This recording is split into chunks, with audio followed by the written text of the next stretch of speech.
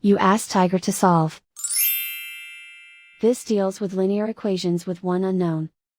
The final result is x equals -7.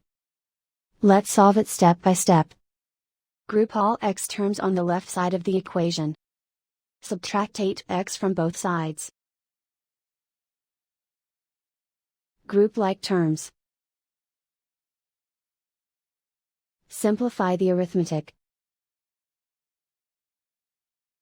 Group like terms. Simplify the arithmetic. Group all constants on the right side of the equation. Subtract 18 from both sides.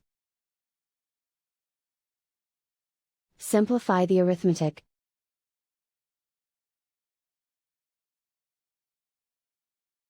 Isolate the x. Divide both sides by 2. Simplify the fraction. Find the greatest common factor of the numerator and denominator.